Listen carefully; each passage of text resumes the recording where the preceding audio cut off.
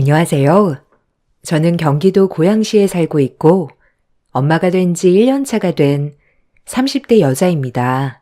하루가 다르게 무럭무럭 자라고 있는 잘생긴 아들의 모습을 눈앞에서 보고 있는데도 아직까지 실감이 나지 않고 있어요. 출산할 때의 고통은 벌써 잊어버린 지 오래고 제 뱃속에 있었던 아이가 맞는지 믿어지지가 않아 지금도 꿈을 꾸고 있는 것 같습니다. 이런 행복한 시간을 보내고 있는 제가 사연을 신청하게 된 이유는 제 아래로 동서 때문에 골치 썩을 일이 몇 개 있어서 고민 끝에 아이가 자고 있는 새벽 시간을 활용해 컴퓨터 앞에 앉았습니다. 몇 번이나 글을 썼다 지웠다 하면서 글을 써야 할지 말아야 할지 갈등을 한 건 동서가 여러분들께서 보시는 이 사연 채널의 애청자입니다. 저도 동서를 통해 알게 되었고 지금은 제가 동서보다 더 많이 시청하고 있는 것 같습니다. 아마 제가 올린 사연을 동서가 볼 테고 시청자분들께서 달아주시는 댓글에 앞으로 동서에게 많은 변화가 생겼으면 좋겠습니다. 제가 사연을 신청하기로 결심을 하게 된 결정적인 이유는 동서의 태도 때문입니다. 어느 정도 이해가 될 수 있을 만큼의 행동을 한다면 그냥 넘어갈 순 있겠지만 도가 지나칠 정도로 저를 상당히 불편하게 만들었어요. 저보다 시댁 집안의 며느리로 먼저 들어왔다는 이유로 제 머리 위에 군림하려는 행동들을 보였고 처음에는 좋게 넘어가려 했었지만 날이 갈수록 심해지는 동서의 잘못된 행동들이 결국 화를 자초하게 되었습니다. 시댁 식구들도 가만히 있는데 동서가 설쳐대니 기분이 정말 안 좋더라고요.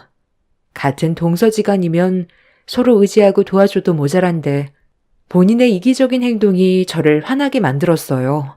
사건의 시작은 제가 임신을 하면서부터였습니다. 동서는 20대의 시동생과 결혼을 해서 아이들 둘 낳고 살아왔어요. 그동안 부족함 없이 잘 키워왔는지 애들한테 정성을 쏟은 게 눈에 보였죠. 그런 모습을 보니 좋아 보이기는 했지만 동서가 하는 행동들을 조카들이 그대로 따라하길래 그건 좀 아닌 것 같아 몇 번 동서한테 주의를 준 적이 있었습니다. 아니, 이게 왜 제 잘못이에요? 부모가 자식에게 원하는 거 해주는 건 당연한 거고 자식이 부모한테 원하는 걸 말하는 것도 당연한 거잖아요. 제가 해주고 싶어서 돈을 쓰겠다는 건데 왜 형님이 이런 것까지 참견을 하시는 건데요? 나이는 형님이 많아도 인생 선배는 저 아닌가요? 제가 애들을 10년 가까이 키웠는데 형님은 이제 막 임신 5주 차면서 저보고 애들 물질욕에 대해 뭐라고 하시는 건 상당히 기분이 나쁘네요. 형님이 식구로 들어오기 전엔 이런 걸로 지적한 사람 한 명도 없었어요. 동서가 나보다 애들을 낳고 먼저 키웠으니 그럼 더 잘 알 거 아냐. 이건 누가 봐도 동서의 행동이 잘못된 것 같은데? 동서의 행동 하나하나를 애들이 스펀지처럼 빨아들인다는 거 동서도 모르는 거 아니잖아. 나는 애들이 원하는 거 사주는 걸 뭐라고 하는 게 아니야. 방금 큰 조카가 가지고 싶은 장난감이 있는데 상품이 하나밖에 없었고 그 상품을 다른 사람이 먼저 사갔잖아. 그래서 매장 직원이 매진이라고 상황 설명을 했는데 방금 조카가 어떤 행동을 보였어? 10살밖에 안 된 머리에 피도 안 마른 애가 직원의 정강이를 발로 걷어차면서 안 되는 게 어디 있냐고 당장 자기 앞에 장난감 가져오라고 소리를 질렀잖아. 요즘 애들은 빨리 성숙해지고 두뇌 회전도 빠르기 때문에 동서가 어떤 식으로 행동하는지 전부 다 지켜보고 있다고. 저번에 가족들끼리 여행 갔을 때 마트에서 매진 상품이 동서 앞에서 딱 떨어졌을 때 어떻게 했어? 방금 조카가 한 것처럼 똑같이 행동했잖아. 그때 정강이를 걷어차인 매장 직원이 창고에 들어가서 다음날 팔아야 될 물건을 가지고 나와서 동서한테 주지 않았어?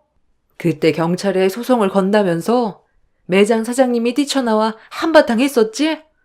그 모습을 애들이 뒤에서 모두 지켜봐왔던 거고 진열되어 있던 장난감이 매진이 되니까 동서가 마트에서 보였던 기억을 떠올리고 똑같이 행동을 저지른 거잖아. 나는 이 점에 대해 조카한테 잘못된 행동이라고 얘기한 건데 애들 엄마인 동서가 잘못을 인지하지 못하고 되레 애들한테 잘했다고 하는 게 옳은 행동이야?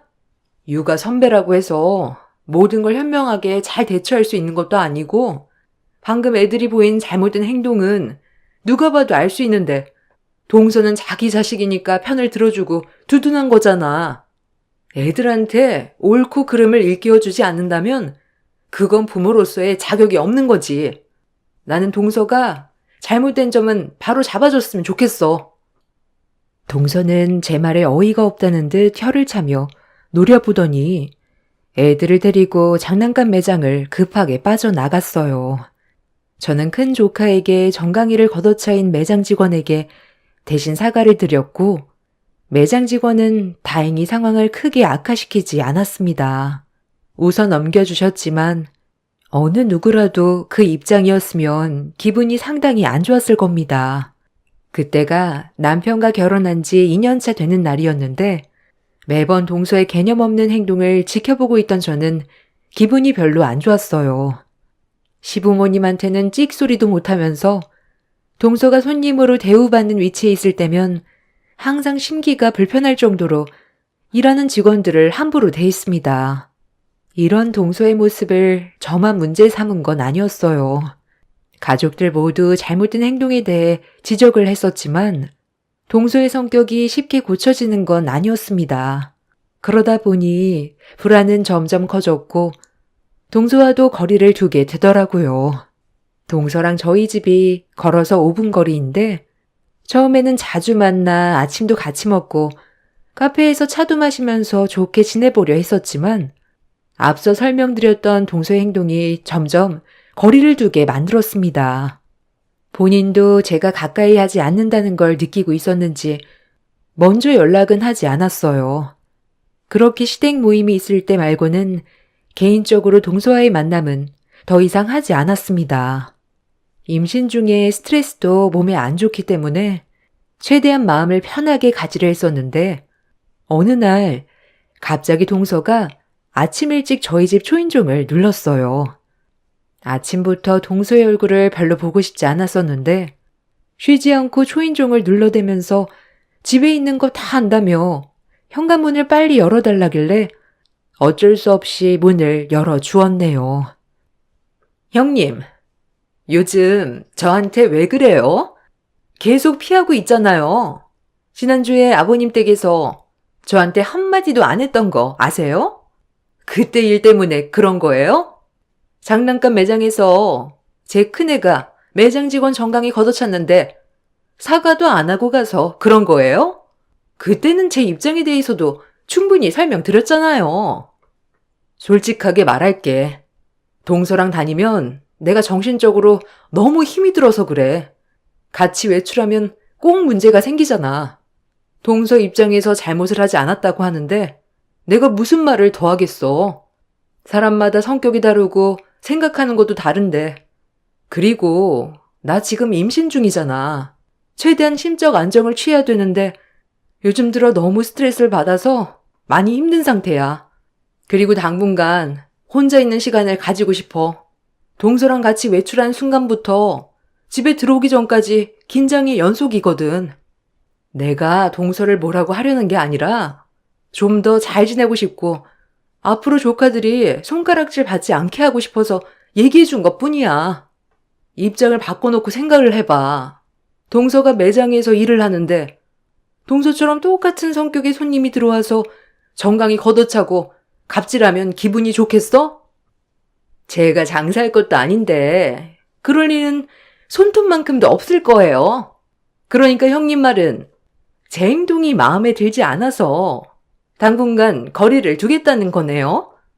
사람마다 각자의 개성이 있고 성향이 다른데 형님 의견만 내세우면서 저에게 잘못이 있다고 얘기하는 건 정말 모순인 것 같네요.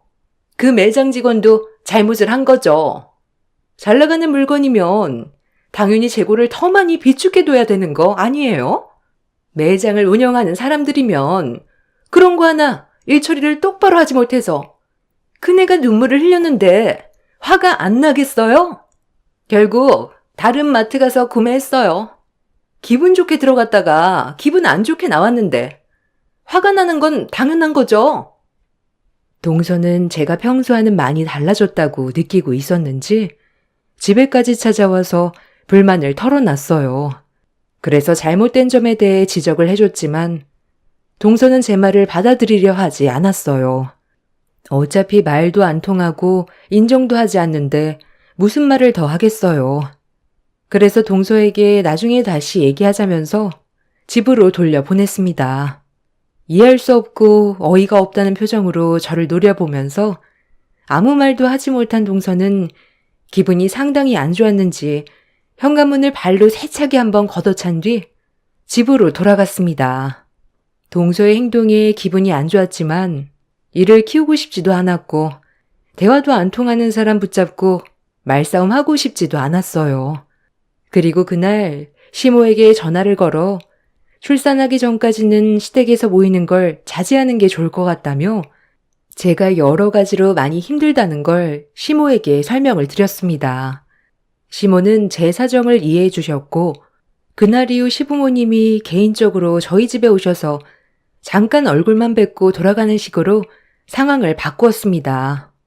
제가 동서 때문에 힘들어하는 걸 가족 모두가 알고 있었지만 상황이 바뀌지 않는 것도 알고 있었던 터라 동서 때문에 시부모님이 먼 길을 오게 되는 고생을 하셨네요. 재수 씨는 날이 가면 갈수록 사람이 점점 난폭해지는 것 같냐? 지금 집안 분위기를 좀 봐. 이게 맞는 거야? 부모님이 우리 집에 오는 게 맞는 거냐고. 재수 씨가 행실말 똑바로 했다면 이런 일은 일어나지 않았겠지. 너도 불편한 건 사실이잖아? 언제까지 이렇게 살아갈 건데? 네가 확실하게 얘기 좀 해봐. 아, 왜 나한테 그러는 건데? 나도 몇 번이나 얘기를 해봤지만 고쳐지지 않는 걸 어떻게 하라는 거야? 그리고 우리는 지금까지 결혼 생활 해오면서 이런 걸로 문제가 된다고 생각해 본 적 없었는데 형수님이 너무 예민하게 받아들이니까 문제가 커지는 거잖아. 형이 결혼하기 전에 이런 말 나온 적 있었어? 그동안 없었잖아. 왜 이제 와서 내 와이프의 행동에 대해 지적을 하는 건데? 형수님이 한 식구를 들어오고 나서부터 뭐만 하면 트집을 잡고 있잖아. 큰며느리가 새 식구로 들어오기 전에도 내가 몇 번 얘기를 했었다. 그런데 알겠다고만 하지 달라지는 건 크게 없어서 계속 얘기해봤자 기분만 상할 것 같아. 엄마도 더 이상 말을 하지 않았을 뿐이란다. 이 문제는 우리가 백날 얘기해봤자 달라지는 거 없고 네가 편을 들어주는 게 아니라 잘못된 행동에 대해 바로 잡아줘야 되는 거다. 그래야 서로 얼굴을 붉히지 않고 좋은 관계를 계속 유지해 나갈 텐데 작은 애는 무슨 말을 해도 듣는 둥 마는 둥 한기로 흘려버리니 우리도 계속 얘기하는 게 힘 빠지게 되는 거야. 모두가 아니라고 하는데 계속 편을 들어준다고 관계가 좋아지겠니? 너도 충분히 느끼고 있잖아. 처음엔 동서의 편을 들어주던 시동생이 모두가 동서의 행동에 대해서 지적을 하기 시작하자 더는 아무런 대답도 하지 못했어요. 시동생 본인도 동서의 행동에 대해 문제가 있다고 생각을 하고 있는 듯 보였습니다. 그렇게 한참 동안 대화를 주고받은 뒤 시동생은 가족들의 부탁으로 동서의 문제점에 대해 해결을 하기로 결정을 내리게 되었어요. 저희는 최대한 좋은 관계로 만들어가고 싶었을 뿐이지 동서를 싫어하는 건 아니었어요. 한 가족으로서 서로가 조심하고 잘 지내면 그것만큼 좋은 건 없잖아요. 그래서 시동생에게 저희 입장에 대해 다시 얘기했고 집으로 돌아간 시동생이 좋은 소식을 들려주길 바라면서 시부모님과 한참 동안 대화를 이어나가고 있었는데 먼저 집으로 돌아간 시동생이 1시간쯤 시간이 흘렀을 때 다시 저희 집으로 돌아왔어요. 그리고 그 뒤를 동서도 따라왔죠. 저한테 불만이 있으면 이 사람한테 시키지 말고 저한테 직접 얘기하면 되잖아요. 아니 왜 이 일을 통해서 제 기분을 안 좋게 만드세요? 하고 싶은 말 있으면 직접 하시라고요. 제가 도대체 뭘 얼마나 잘못을 했다고 다들 저를 싸잡아 죄인 취급을 하는 건데요? 직접적으로 피해를 준 것도 없잖아요. 네가 행실이 똑바로였으면 이렇게까지 했겠니? 그리고 네가 어른들이 하는 말에 귀를 기울였다면 돌려서 얘기하지도 않았을 거다. 무슨 말만 하면 기분 나빠하기나 하지. 좋게 받아들인 적이 있기나 하니? 여기까지 오는데 무슨 생각으로 왔는지 한번 드러나 보자. 싸우려고 온 건 아닐 거 아니야. 제가 여기까지 오는데 그럼 생각 없이 왔겠어요? 오늘 확실하게 얘기하는데요. 더 이상 저희 가정사에 참견하지 마세요. 어떻게 살던 잘만 살면 되잖아요? 남이 저희 가족을 어떻게 생각하던 그게 무슨 상관이에요? 저는 성격대로 행동할 거고 이런 제가 불편하시면 얼굴 안 보고 살면 그만이잖아요. 이 말 하려고 왔어요. 제 성격 절대 못 고치고 고칠 의지도 없어요. 그러니 이런 제가 싫다면 다들 저랑 연 끊고 살면 될 것 같네요. 다들 어떻게 하실래요? 있는 그대로의 모습을 받아들이고 사시던지 아니면 연 끊고 살던지 결정하세요. 남들이 어떻게 생각하던 그게 뭐가 중요해요. 저희 가족이 피해 안 보는 게 우선이라고요. 동서는 어머님이 무슨 뜻으로 말씀하시는지 전혀 이해를 못하고 있는 것 같은데 이 세상이 동서를 중심으로 돌아가는 것 같아? 동서가 뭘 잘못했는지 이해도 하지 않으려고 어른들의 말을 받아들이지 않으려 한다면 저는 가족이 아니라는 말밖엔 해줄 수가 없네. 어차피 연 끊을 생각이었다며 아버님 어머님 앞에서 지금 협박하는 거야? 매번 좋게 얘기하니까 어른들이 우스워? 동서가 그동안 얼마나 잘난 인생을 살아왔는지 모르겠지만 더는 가족의 분열을 조성하지 말고 여기까지만 해. 동서가 오기 전에 이미 아버님 어머님이랑 충분한 대화를 나누고 있었어.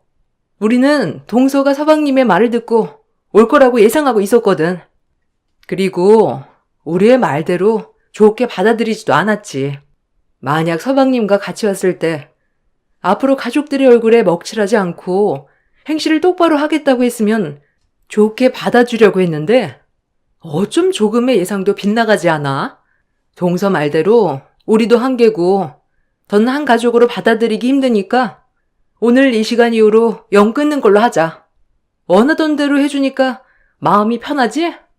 앞으로 아버님 어머님이랑 우리 가족 신경 쓰지 말고 동서 가족 잘 지키면서 행복하게 살길 바래. 뭐라고요? 여보, 방금 형님 하는 얘기 들었지? 우리 집안을 아주 휘어잡으려고 한다니까? 내가 저래서 형님을 싫어하는 거야. 본인이 되게 잘난 줄 안다니까? 누구는 무서워서 연 못 끊을 줄 알아요? 저희도 이미 오면서 조금이라도 대화가 통하지 않는다면 다시는 얼굴 안 보기로 이미 결정 내리고 왔어요.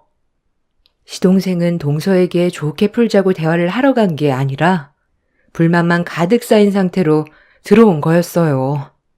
어느 정도 예상은 하고 있었지만 조금도 빗나가지 않았던 동서의 행동과 시동생의 무책임한 모습에 실망을 많이 하게 된 가족들은 더는 얼굴을 보고 싶어 하지 않았습니다. 특히 시부모님께서 개념 없는 동서에게 화가 많이 나셨는지 꼴도 보기 싫다며 당장 나가라고 언성을 높이셨어요. 그렇게 좋게 풀어갈 수 있을 줄 알았던 가족관계에는 균열이 생겼고 그날 이후 더 이상 동서 내외의 얼굴은 볼 수 없었고 연락 또한 오지 않았습니다. 차라리 잘 됐다 싶었어요. 그동안 받았던 스트레스도 많았었고 임신 중이었기 때문에 차라리 동서가 제 앞에 나타나지 않는 게 심적으로 안정을 취할 수 있었으니까요. 그렇게 서로 연락을 하지 않고 지낸 지 어느덧 9개월이나 시간이 흘러버렸고 만삭이 되어 출산이 임박했을 때쯤 동서에게 갑자기 연락이 왔어요. 9개월 동안 단 한 번도 전화 한 통 없었고 집에서 5분 거리에 있는데도 얼굴도 마주친 적 없었는데 갑자기 전화가 왔길래 고민 끝에 동서의 전화를 받아보게 되었습니다. 9개월 만에 전화를 했다는 건 안 좋은 일이 생겼을 확률이 높았기 때문에 연락은 안 하고 지냈었지만 전화가 온 걸 받지 않았다가 저에게 괜히 화살이 돌아오는 걸 원치 않았어요. 그렇게 오래간만에 동서와 통화를 하게 되었죠. 9개월 동안 연락 한 통 없이 잘 지냈으면서 갑자기 전화한 이유가 뭐야? 중요한 일 아니면 길게 통하고 싶지 않은데 쓸데없는 말 할 거면 그만 끊고. 형님, 제가 지금 도움받을 사람이 형님밖에 없어서 어쩔 수 없이 급하게 전화를 할 수밖에 없었어요. 잠깐 저 좀 도와줄 수 있어요? 제가 지금 잠깐 나갔다 와야 되는데 애들 때문에 나가질 못하고 있거든요. 시간이 별로 없어서 그런데 잠깐만 와주면 안 될까요? 애들이 감기가 걸렸는지 열도 좀 나길래 일단 급하게 혈제도 먹였거든요. 괜찮으시면 병원에도 좀 데려다 주세요. 오죽했으면 형님한테 전화를 했겠어요. 지금 도움받을 곳이 형님밖에 없어서 그래요. 부탁드릴게요. 아니, 애들이 아프다는데 어디를 가겠다는 거야? 그렇게 중요한 일이면 서방님한테 애 좀 봐달라고 하면 되잖아. 오늘 주말이라 서방님 쉴 거 아니야. 그이가 요즘 회사 일이 많아서 오늘도 출근했어요. 늦게까지 야근한다는데 제가 동네에 아는 사람이 많지가 않잖아요. 그리고 부탁하는 건 다른 사람보다 형님이 날 것 같아서 전화드린 거니까 최대한 빨리 와주세요. 저 지금 시간이 많지가 않거든요. 지금 놓치면 또 언제 기회가 올지 몰라서 그래요. 정확한 얘기는 해주지 않고 일방적으로 본인 할 말만 하고 전화를 끊어버린 동서가 많이 급해 보였던 저는 어쩔 수 없이 집을 나설 수밖에 없었습니다. 가는 김에 그래도 가족이라고 동서 생각해서 시댁에서 시부모님과 함께 김장을 했던 김장김치 한 통을 들고 동서 집으로 향했어요. 만삭이었지만 거리가 가까워서 크게 무리하지 않고 동서 집에 도착할 수가 있었습니다. 초인종을 누르니 동서가 저를 많이 기다렸는지 급하게 문을 열어주더라고요. 그래서 집 안으로 들어갔는데 조카들이 기침을 하면서 힘들어하길래 서둘러 병원 갈 준비부터 했어요. 그런데 동서가 주방 테이블에 올려져 있던 김장김치를 보더니 저에게 한마디 툭 던졌네요. 어머, 김장김치 했어요? 아니, 이런 거 안 가져와도 되는데. 그래도 준 거니까 잘 먹을게요. 저 지금 나가봐야 하니까 형님이 애들 병원 데려다 주고 잠깐 집에서 애들 좀 돌봐주세요. 아, 그리고 방금 가져온 김치 어머님 댁에서 한 거죠. 그거 애들 배고프다고 하면 주지 마세요. 매년마다 느끼는 거지만 그 김치 진짜 별로예요. 제 입맛에 너무 안 맞고 영양가도 별로 없어 보여서 집에 가지고 들어오면 바로 음식물 쓰레기통으로 직행이거든요. 저는 사 먹는 김치가 훨씬 더 맛있더라고요. 이런 건 애들 주기도 무서워요, 형님. 어머님 댁에서 만든 김장김치가 위생에도 별로 안 좋잖아요.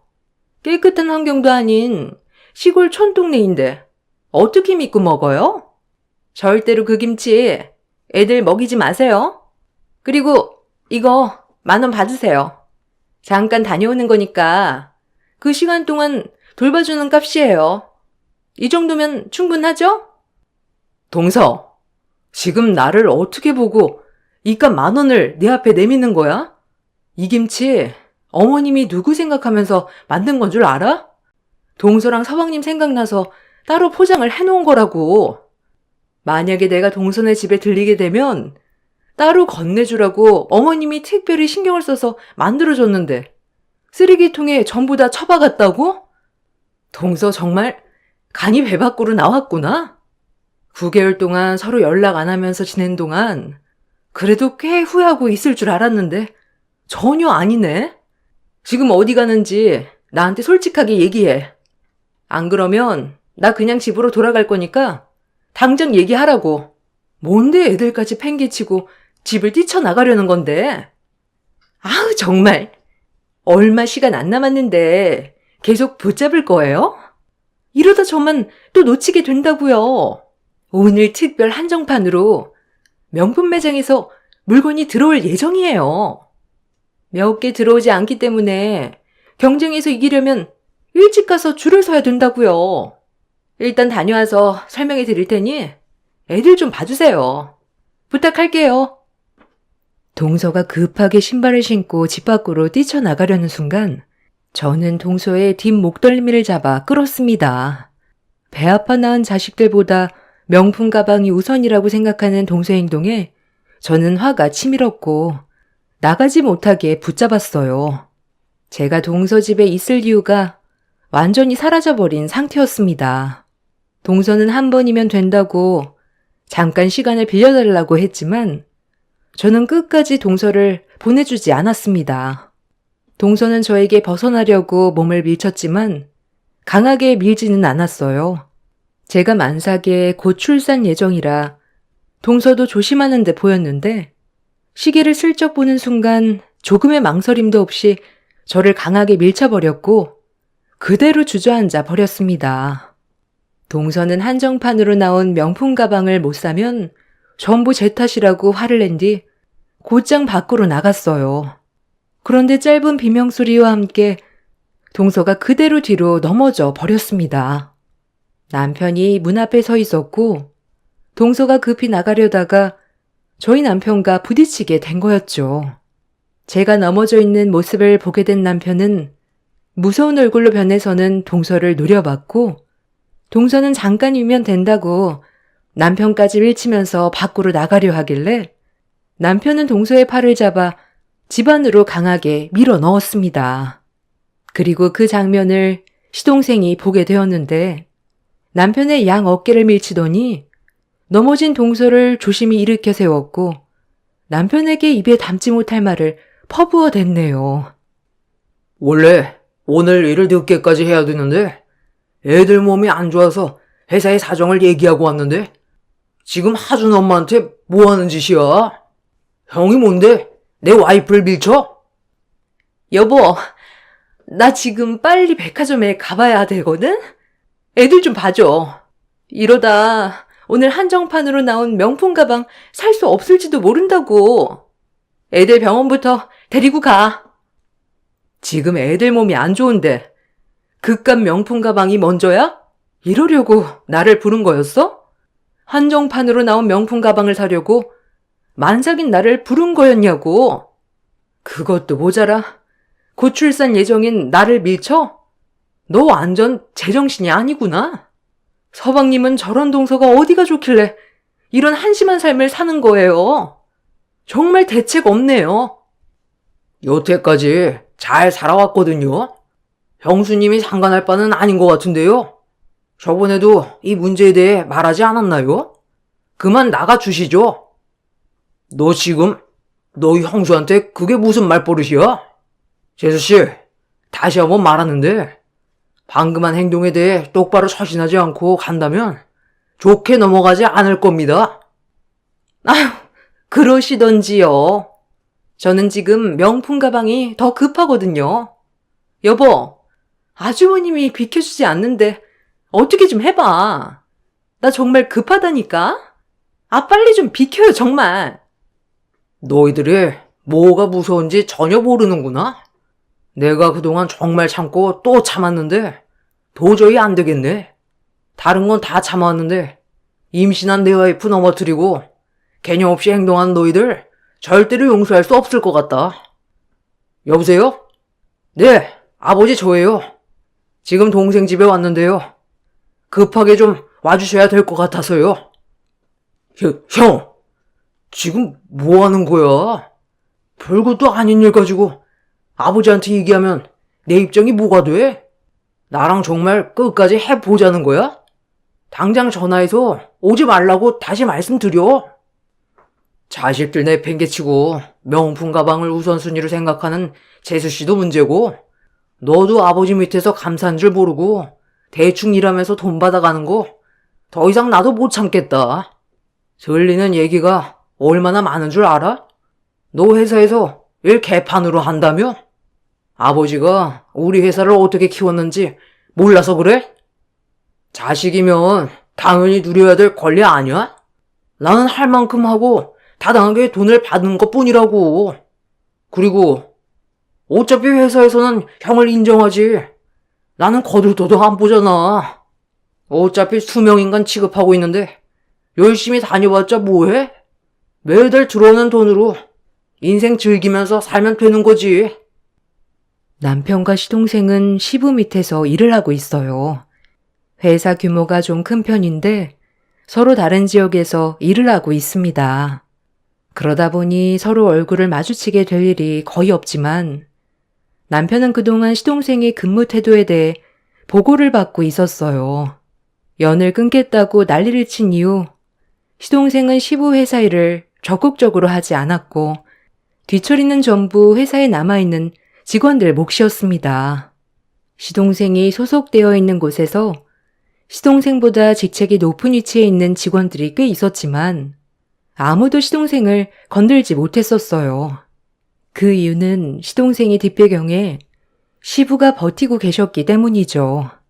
시동생은 그걸 이용해 회사의 출근 도장만 찍고 그날의 기분에 따라 회사에서 빨리 나오거나 정시에 퇴근하거나 자기 하고 싶은 대로 하고 다녔습니다.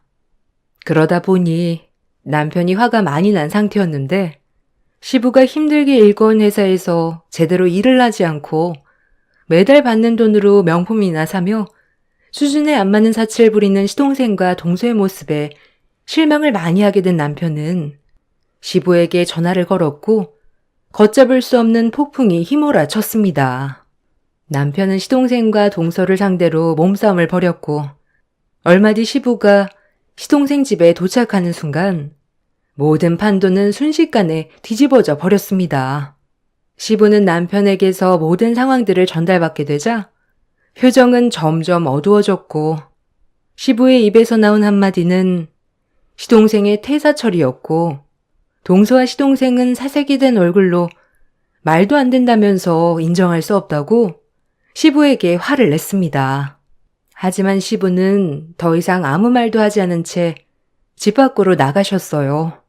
동서는 시부를 붙잡으려 했지만 남편이 중간에서 가로막자 동서가 자기의 앞길을 막았다고 남편의 얼굴에 손을 올렸습니다. 찰싹 소리가 집안에 울려 퍼지는 순간 저는 두 눈이 돌아버려 동서의 양뺨에 손을 올린 뒤 머리채를 잡아 사정없이 흔들어 젖혀 버렸습니다. 동서는 분노한 저를 당해내지 못하고 결국 저희 부부 앞에 무릎을 꿇게 되었네요. 동서의 집안이 잘난 것도 아니고 시동생을 만나서 그동안 사치를 즐겨놓고선 본인이 뭐라도 되는 것 마냥 행동하는 그런 모습들이 저희 가족은 더 이상 봐주고 싶지가 않았어요. 그날 이후 동서와 시동생은 시댁에 와서 대문 앞에 무릎 꿇고 손이 발이 되도록 빌었지만 가족들 모두 동서내외를 받아주지 않았습니다. 지금까지 살아오면서 감사한 줄 모르고 시부의 등 뒤에서 자기 잘난 맛에 산 동서내외는 1년이 지난 지금까지 받아주지 않고 있는 중입니다. 현재 시동생과 동서는 먹고 살기 위해 맞벌이를 하면서 입에 겨우 풀칠을 하고 있는 중이에요. 그동안의 사치에 밀려있는 카드값 때문에 생활고에 시달려 비싼 외제차까지 처분하고 좀 더 적은 평수로 이사까지 가게 되었네요. 시부와 남편은 1년 가지고는 절대로 정신 차리지 못할 거라며 최소 5년은 두고 봐야 한다고 동서내외를 묵묵히 지켜보고 있습니다. 주택 건설 사업을 하고 계신 시부가 여러 지역의 회사를 키우고 있는 중인 중요한 시점에 시동생이 묻히기만 행동에 마음의 상처를 많이 받으신 듯 합니다. 시동생과 동서가 하루빨리 정신 차리고 제발 인간답게 살았으면 좋겠습니다. 동서가 제가 올린 사연을 시청하게 될 텐데 인생 선배님들께서 따끔한 조언 아낌없이 풀어주셨으면 좋겠습니다. 정신없이 제 사연을 풀어내다 보니 창밖에 한방눈이 내리고 있었네요. 출퇴근길 안전 운전하시고 올해 마지막 달인 12월 잘 마무리하시길 바라겠습니다. 감사합니다. 안녕하세요. 저는 지긋지긋했던 남편과의 결혼 생활을 끝내고 이제야 자유를 찾게 된 30대 여자입니다. 저도 보잘것없는 인생이지만 남편이 저를 진심으로 사랑하는 마음이 느껴져서 결혼을 결심하고 제 인생을 맡겼는데 결국 남이 되어버린 좋지 않은 결과로까지 이어지게 되었습니다. 남편과는 11년간 함께 있고 그 긴 시간 동안 노력했지만 모든 건 뜻대로 되지 않더라고요. 남편과 마음 맞춰 사는 것도 버거운데 시댁 식구들까지 저를 힘들게 하다 보니 하루하루 견디기가 쉽지 않았습니다. 노력을 해도 되지 않는 것들이 있더라고요. 그러다 보니 저도 이런 삶들이 지쳐버려 더는 좋은 감정이 나올 수가 없었어요. 처음 남편과 결혼했을 때는 서로 가진 것도 없이 시작해도 제가 의지할 사람이 있다는 거에 감사했고 너무 행복했었는데 임신을 하면서부터 제 인생은 180도 달라지게 되었습니다. 둘이 벌어도 많이 힘든 상황인데 자리도 잡기 전에 임신부터 했다고 시댁 식구들에게 욕을 한 바가지 먹었어요. 그때부터 삐걱거리기 시작한 삶은 결국 이혼까지 치닫게 되었습니다. 처음 남편과 결혼하려고 인사를 드리러 갔을 때 제가 혼자라는 사실을 마음에 들어하지 않으셨어요. 온전치 않은 가정 환경에서 자라왔다는 게 신경이 쓰이셨는지 남편과의 결혼을 고민하셨지만 남편도 잘난 건 아니었기 때문에 그런 처지를 시모도 인지하고 허락을 해주셔서 식을 올릴 수는 있었습니다. 부족한 게 많아도 서로 사랑하니까 좋은 마음으로 받아주실 줄 알았지만 그건 오롯이 제 생각이었고 결혼 생활이 이렇게까지 힘든 줄은 몰랐습니다. 자리를 잡기도 전에 임신을 하게 되고 만삭이 되자 시모가 시댁으로 들어와 살라고 강제 결정을 하셨어요. 밖에서 일하는 남편 신경 쓰게 할 거냐면서 출산 이후 몸조리도 해야 되기 때문에 무조건 들어오라고 하시길래 남편과 상의 끝에 불화를 만들고 싶지 않아 시모의 말을 따랐습니다. 모든 결정권은 시모에게 있었어요. 그 이유는 시댁 집안은 가족이 있지만 저는 가족 없이 홀로 살아왔었거든요. 제가 20살이 되었을 때 엄마는 저를 버리고 떠났어요. 아빠가 돌아가신 지 3년 만에 엄마는 다른 남자를 만나 따로 살림을 차렸습니다. 저희 가족은 워낙 가난했던 삶이었기 때문에 아무리 발버둥을 쳐도 가난에서 벗어날 수가 없었어요. 엄마도 그런 삶이 많이 힘들었는지 항상 아빠에게 불만을 털어놨었죠. 그런 모습들을 지켜봐오던 저도 많이 힘들었지만 아빠가 돌아가신 이후 저를 버리고 떠나셨을 땐 모든 걸 다 잃어버린 느낌이었습니다. 엄마와 함께 살던 집도 처분이 된 상태였고 봉투에 500만 원 넣어두시곤 짧은 말 한마디 적혀 있었어요. 이 세상에 엄마는 원래 없는 존재였던 것처럼 살라며 저와 함께한 기억들 전부를 잊어버리겠다면서 뒤도 안 돌아보고 도망을 쳤어요. 그 순간 버림받았다는 거에 너무 큰 충격을 받았고 더 이상 살고 싶은 마음도 없었는데 아빠와 함께 찍은 사진 한 장이 눈에 들어왔어요. 행복했던 그런 기억들이 스쳐 지나가면서 아빠가 저를 보며 웃고 있는 모습이 꼭 살아야 된다고 얘기하는 것 같은 느낌이 들었습니다. 그래서 이대로 생을 마감하기에는 너무 억울하고 분해서 열심히 앞만 보며 살아왔던 거고 그런 삶을 살아오면서 남편을 만나게 된 거였죠. 가족에 대한 그리움을 시댁 식구들이 채워줄 수 있을 거라고 생각했는데 그것도 아니었어요. 제 생각과는 전혀 다른 결혼 생활이었지만 그래도 가족이 없는 것보단 있는 게 의지할 곳이 있다는 거에 감사하며 살아왔습니다. 엄마한테 버려진 거에 비하면 버틸만 했었는데 세월이 지나면서 제 마음에도 점점 병이 들었었나 봐요. 출산 이후 시댁에서 몸조리 받을 때부터 시작해 현재까지 11년의 시댁 생활을 하는 동안 몸도 마음도 지쳐버린 것 같았습니다. 언제부터인가 시모가 무슨 말을 해도 귀에 들어오지가 않더라고요. 무기력해진 제 자신을 보고 있을 때면 한계라는 걸 느낄 수가 있었습니다. 얘, 너 무슨 생각을 그리 하는 거야? 고기가 다 타고 있잖아. 음식 하다 말고 왜 멍하니 서 있는 거야? 내가 잔소리 좀 했다고 지금 반항하는 거니? 아유, 이리 나와봐라. 하기 싫으면 말을 하던지. 비싼 소고기 전부 다 태워 먹었잖니. 뭐 하나 시켜도 똑 부러지게 하는 게 없어. 가정부였던 너희 엄마가 오죽 답답했으면 너를 버리고 떠났겠어? 나 같아도 너를 버렸겠다. 어떻게 된 게 10년 전이나 지금이나 변한 게 하나도 없냐?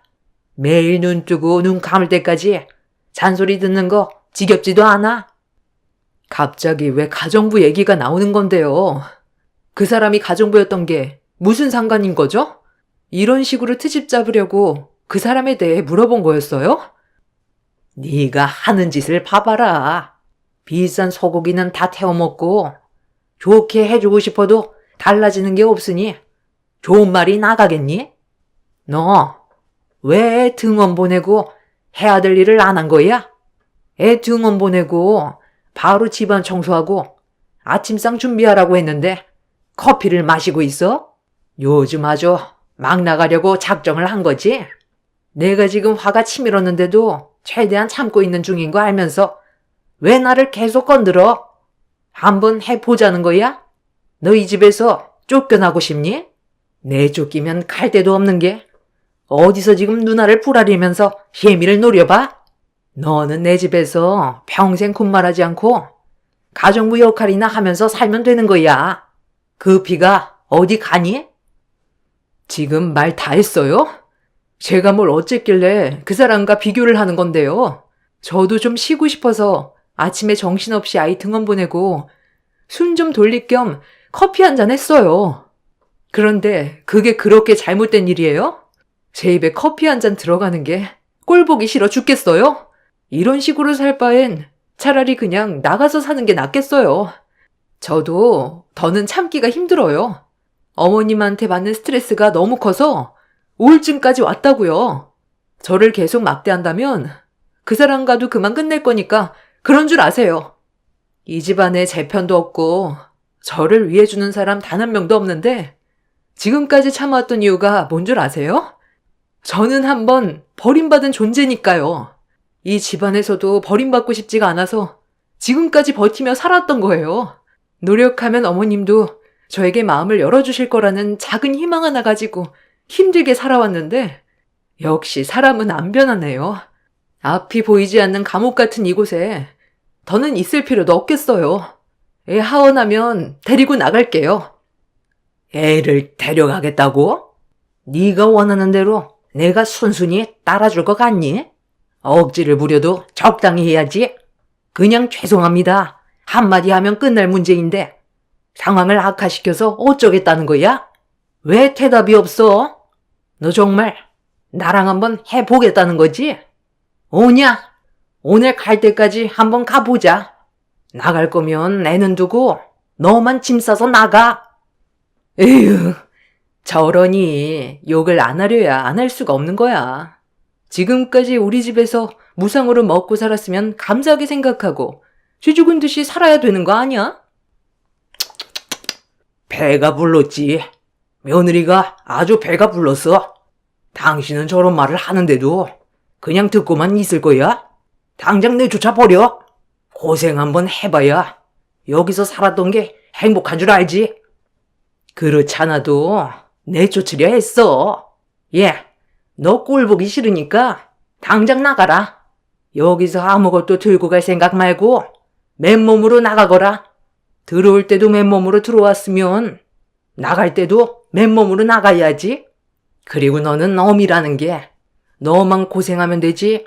자식까지 버림받게 만들 거니? 내 손주는 절대 못 주니까 너만 나가라. 시모는 제가 고생 좀 해봐야 정신을 차릴 것 같다면서 내쫓으려 하길래 제 아이는 데리고 가겠다고 하자 갑자기 현관문 앞에 있는 빗자루를 들더니 저에게 마구잡이로 휘둘렀어요. 이성을 잃은 시모의 행동에 맨몸으로 도망을 나오게 되었고 하원하는 제 아이를 시부가 먼저 데리고 가버려 한참 동안 시댁 앞에서 아이를 보내달라고 얘기했지만 굳게 닫힌 문은 열리지 않았습니다.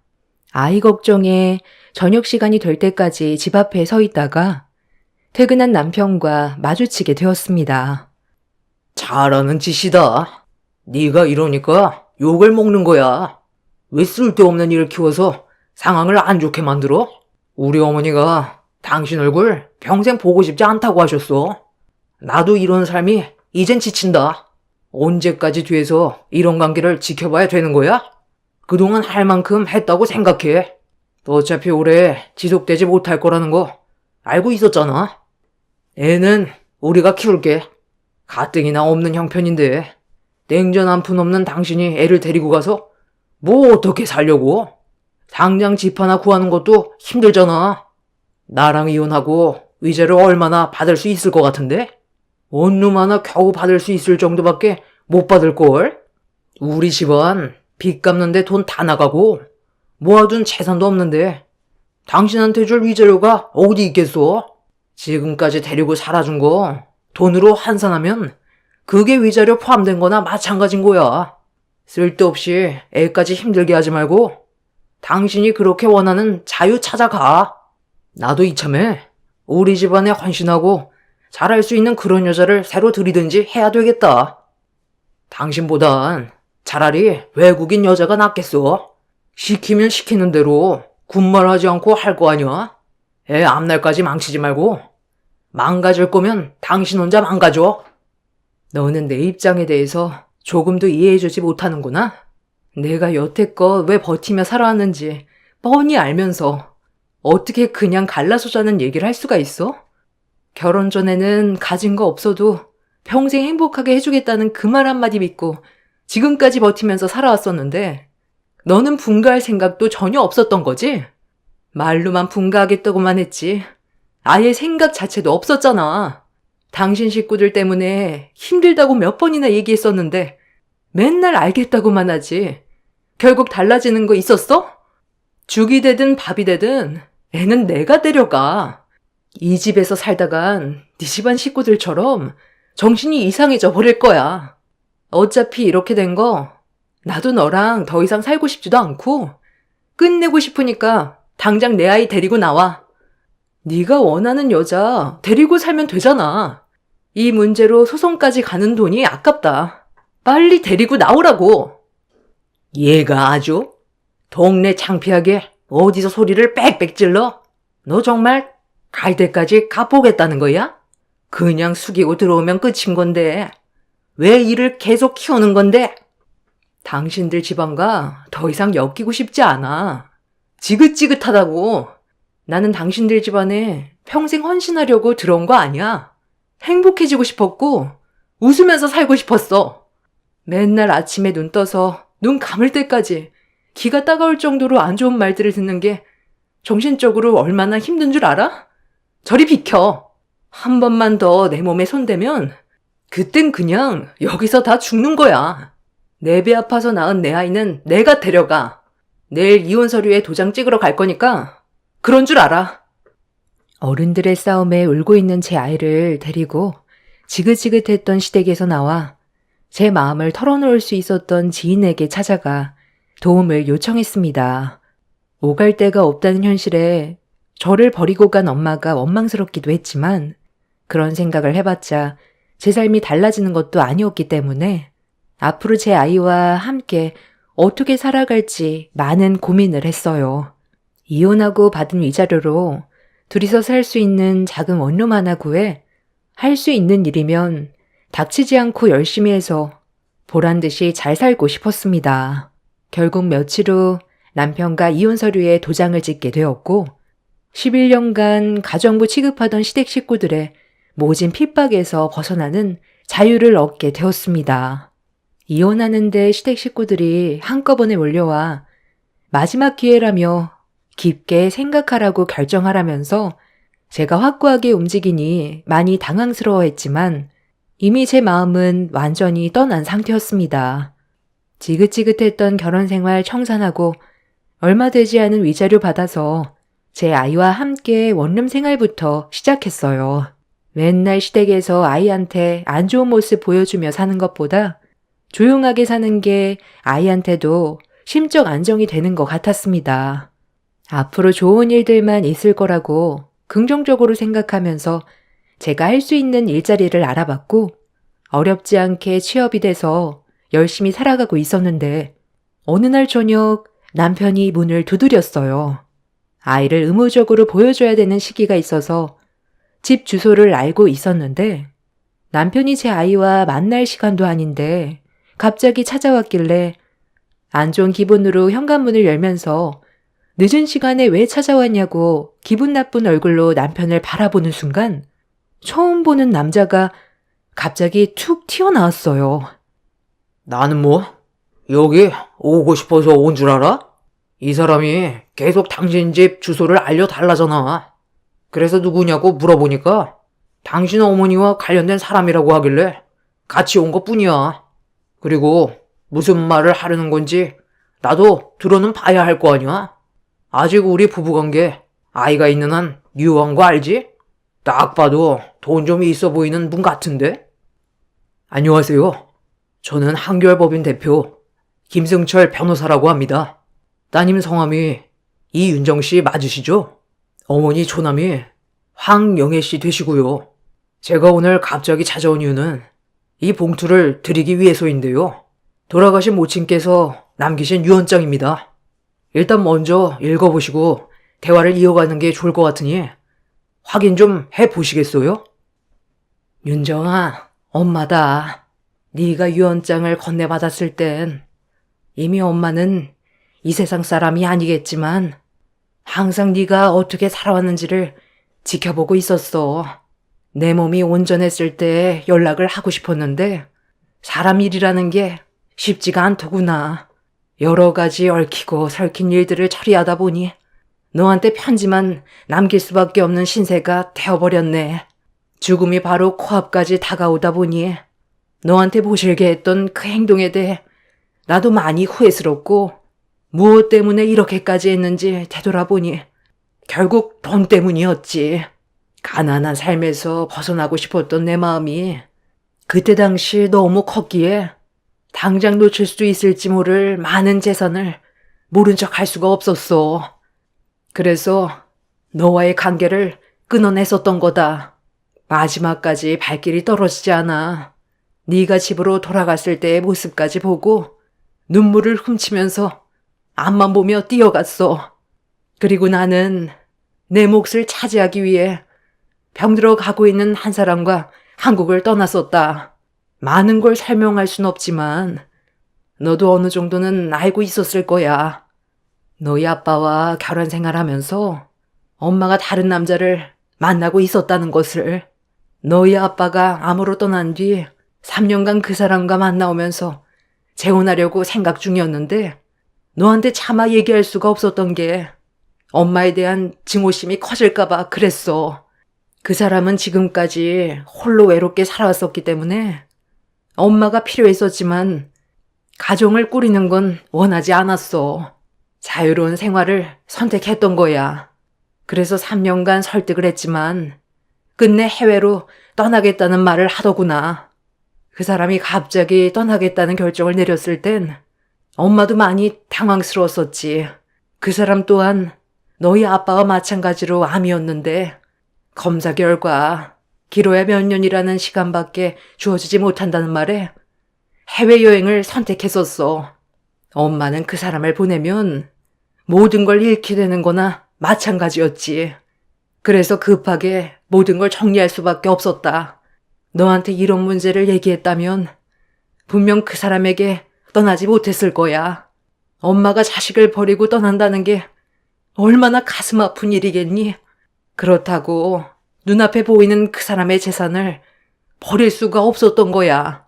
그리고 그 사람과 함께하는 몇 년간 나는 법적으로 혼인관계로 생활했고 그 사람이 떠난 뒤에 너를 만나려 했었어. 엄마가 재혼한 그분이 암으로 결국 떠나고 엄마는 저에게 다시 나타나려고 했지만 사람 일이라는 게 모든 것들이 계획대로 되지 않는지 엄마한테도 건강상 문제가 생겼다는 걸 느끼게 되었고 검사 결과 정말 웃기게도 아빠의 뒤를 따라갈 수밖에 없는 병을 앓게 되었습니다. 엄마는 아픈 몸으로 제 앞에 나타나고 싶지가 않았었는지 대장암을 치료하기 위해 바로 항암 치료에 들어갔지만 생각했던 거와 다르게 건강은 점점 악화가 되어갔고 결국 버티다 못해 치료를 포기하게 된 거였어요. 마지막 순간까지도 제 얼굴을 볼 수 없었던 이유는 돈 때문에 선택한 결정이었는데 그 결정이 너무 후회스러웠고 떠나게 될 줄 알았다면 제 곁에 있어주지 못했던 시간들이 너무 미안해서 소식만 받으면서 생을 마감하게 된 거였습니다. 엄마의 계획은 돈이 많았던 그 사람과 마지막 순간까지 모든 걸 함께 해준 뒤 남겨진 재산으로 저와 행복하게 살고 싶었던 계획을 가지고 있는 것 같아 보였지만 모든 건 뜻대로 되지 않았던 거였죠. 엄마는 저를 떠날 때부터 생을 마감할 때까지 저만 생각했었다는 말을 끝으로 변호사분에게 모든 내용을 전달했다면서 엄마의 재산이 저에게 넘어갈 거라는 말과 미안하고 앞으로 제 아이와 행복하게 살아가라며 사랑했다는 말로 엄마의 편지가 마무리되었습니다. 장문의 편지를 읽어내려간 저는 눈물을 쏟아냈는데 주저앉으면서 바닥에 떨어뜨린 엄마의 편지를 남편이 주워들어 읽더니 제 앞에 서 있는 변호사에게 재산의 금액이 얼마냐고 물어봤어요. 변호사분은 이혼한 관계인 상황에서 개인 재산을 알려줄 수 없다며 입을 닫았고 저와 방에서 따로 대화를 하자면서 주저앉아 있는 저를 일으켜 세워주었습니다. 잠깐만요. 다들 그만 숨어 있고 빨리 나와. 지금 난리 났다니까. 내가 뭐라고 그랬어? 이 변호사 양반이 찾아올 때부터 뭔가 있을 것 같다고 했지? 뭔데? 뭔데 그래? 나도 좀 이상스럽다 했었는데 돈과 관련된 문제니? 제가 갑자기 변호사랑 만날 일이 뭐가 있어? 그 편지 이리 좀 내놔봐라. 얼마인지는 나도 모르지. 개인 재산이라고 알려주지 않는데 엄청난가 봐. 이 사람 어머니가 돈 때문에 버리기까지 했는데 그럼 그 돈이 얼만큼 컸길래 그런 결정을 단호하게 내리겠어? 돈 쫓아가다가 생을 마감했다잖아. 그래서 그 돈이 지금 이 사람 앞으로 전부 옮겨질 건가 봐. 우리 재결합 아직 가능한 거지? 당신이랑 내가 그동안 왜 삶이 힘들었어? 없는 형편에서 먹고 살려고 하다 보니 가난에 찌들어 그런 거였잖아. 그런데 그 돈 받으면 우리 행복하게 살 수 있어. 이 내용이 정말 사실이니? 아니 어떻게 너를 버리고 돈을 택했다는 게 믿어지지가 않지만 네 애미도 오죽 힘들었으면 그런 결정을 했겠어? 그래서 이제 어떻게 할 거야? 일단 빨리 재산부터 전부 받아놓고 다시 얘기하자. 우리 며느리가 이제야 사랑고시를 하려나 보네. 그동안 무상으로 먹여주고 채워준 보람이 이제야 성과를 보는구만. 여보, 우리도 이제 사람답게 살 수 있겠어. 앞으로 고생 끝, 행복 시작이야. 며느라, 오늘 먹고 싶은 거 말만 해라. 아직 뭐가 어떻게 돌아가고 있는 건지도 파악도 안 됐고 우리 엄마 장례도 못 치러드렸는데 앞으로 잘 살아보자고? 저 지긋지긋한 놈이랑 이혼 서류에 도장 찍었고 법적으로 완전한 남이 됐는데 내가 왜 너희 집에 다시 기어 들어가? 당장 내 집에서 나가. 한 번만 더 발을 들이면 주거 침입죄로 신고할 줄 알아. 아유 며느라. 그때는 서로 감정이 너무 안 좋아지다 보니까 그랬던 거지. 나는 너를 다시 받아줄 생각이었다. 시애미가 오죽했으면 그랬겠니? 다 잘 살자고 그런 거지. 내가 분명 얘기했을 텐데 한 번만 더 들어오면 그땐 주거 침입죄로 신고하겠다고. 내 허락 없이 들어왔으니 이건 정당방위지.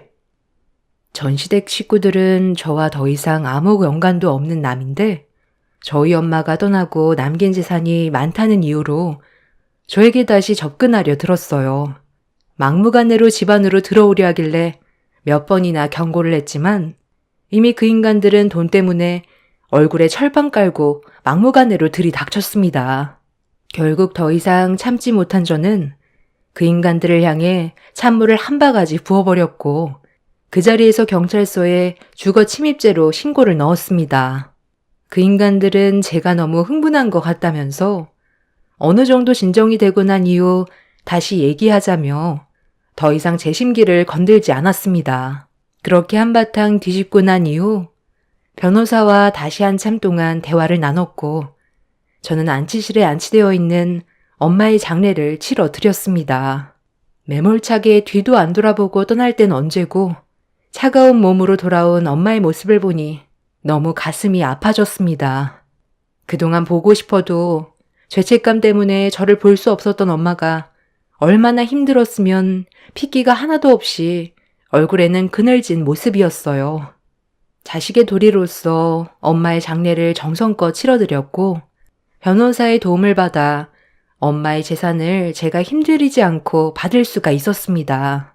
가난에 찌들어 돈이 없던 시절 가정부 생활을 하면서 입에 풀칠하던 때와 다르게 세상을 떠난 엄마의 신분은 돈이 많았던 사모님으로 바뀌어 있었지만 이렇게 떠나고 나니 인생이 참 허무하게만 느껴지더라고요. 도대체 무엇을 이루기 위해 돈만 보고 악착같이 살아왔나 싶어요. 아무리 부족하고 힘들어도 저와 함께 했었으면 저도 이런 삶을 살진 않았을 텐데 과거를 되돌아보면 그때 당시 엄마의 선택이 많이 아쉽습니다. 좋은 추억 하나 만들지 못하고 달랑 편지 한 통에 모든 걸 정리해버린 엄마의 행동이 마음 아프지만 저를 위해 선택했던 결정이었다고 좋게 생각하고 살아가려 합니다. 엄마가 저에게 남겨두신 재산은 총 50억 정도 됩니다. 갑자기 너무 큰 돈이 들어와서 어떻게 해야 할지 모르겠고 이 돈을 제가 온전히 받는 것도 죄스럽게만 느껴집니다. 저희 엄마는 떠났는데 저와 제 아이만 행복하게 잘 살 자격이 되는 걸까요? 전시댁 식구들은 저에게 재산이 얼마나 남겨졌는지 알지 못하기 때문에 속이 타들어가는지 어떻게 해서든지 전 남편과 다시 재결합시키려고 온갖 노력을 다 기울이고 있지만 조금의 감정도 생기지가 않습니다. 평소에 행실이 좋았다면 제 마음은 바뀔 수 있었겠죠. 그 사람들이 배 아파 뒹굴고 있는 모습을 보니 한편으론 속이 후련하기도 합니다. 제 아이와 앞으로 적당한 집 하나 구해서 아무런 방해 없이 조용히 살아가고 싶어요. 그리고 남은 재산의 일부는 저처럼 가난한 삶이 힘든 분들을 위해 어느 정도 도와드리려고 계획 중입니다. 과거에 안 좋았던 기억들 전부 떨쳐버리고 앞으로의 미래만 생각하려고요. 다가오는 주말에 눈이 내릴 거라던데 여러분들께서도 건강에 유의하시고 올해의 마지막 12월 마무리 잘하시길 바랍니다. 제 기가 막힌 사연 들어주셔서 감사합니다. 안녕하세요. 남편과 결혼한 이후 지금까지 희생하면서 살아왔지만 저희 부부의 결말은 결국 이혼을 선택하게 되었습니다. 아무리 좋게 생각해 보려 해도 도저히 남편의 행동이 이해가 되지도 않고 왜 그런 결정을 내렸는지 이유를 들어봐도 납득이 되지 않더군요. 평범하게 살아오던 저희 가정에 예기치 못한 일이 벌어진 건 남편이 떨어뜨린 물건 하나에서부터 시작됐습니다. 남편은 잦은 출장에 일이 하도 바빠서 얼굴 볼 수 있는 시간이 많지 않았었는데 오래간만에 시간이 돼서 같이 외식을 하러 나간 적이 있었어요. 그런데 주문하는 음식이 막 나오고 있을 때 남편 서류 가방 속에 있던 핸드폰에 전화가 울리길래 가방 속에 있던 핸드폰을 꺼냈는데 그 순간 제 발밑으로 선물 포장이 되어 있는 손가락만한 상자 하나가 굴러 떨어졌어요. 그걸 본 저는 저에게 주려고 준비한 깜짝 선물인 줄 알고 주워 드는 순간 남편이 제 손에 들려있던 물건을 보곤 화들짝 놀라더니 당황한 얼굴로 낚아채 다시 가방 속에 집어넣더라고요. 그리곤 일 때문에 전화통화 좀 하고 오겠다면서 자리에서 일어나 밖으로 나갔습니다. 저에게 줄 선물이 아니었다면 그냥 달라고 하면 되는 건데 들키면 안 될 물건을 제가 보기라도 한 것처럼 행동하는 남편의 모습이 더 의심스럽게 만들었어요. 거기에 더해 잠깐 통화하고 오겠다던 남편은 음식이 전부 식어가는데도 식당에 들어올 생각을 전혀 하지 않더라고요. 오래간만에 외식이라 최대한 참고 넘어가려 했는데 저에 대한 배려는 조금도 없는 것 같아 기분이 상했었죠. 남편은 어디로 갔는지 보이지도 않고 전화는 계속 통화 중이라 그냥 저 혼자 먹기 시작했어요. 그렇게 한 30분 정도의 시간이 지나니 그제야 눈치 보면서 식당 안으로 들어오더라고요. 아, 많이 기다렸어? 나도 통화를 일찍 끊고 싶었는데 일적인 대화라 좀 오래 걸렸네. 그래도 맛있게 먹었지?